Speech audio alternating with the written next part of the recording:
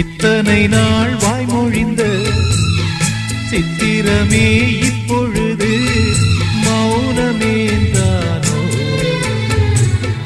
மின்னலென மின்னிவிட்டு கண்மறைவாய் சென்று விட்ட மாயம் நீதானோ? உன்னால் வந்த காதல் உன்னால் தானே வாழும்.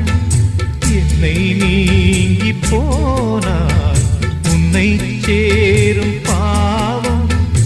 எனக்கொரு அடைக்கலம் வழங்குமோ உன் இதயமே?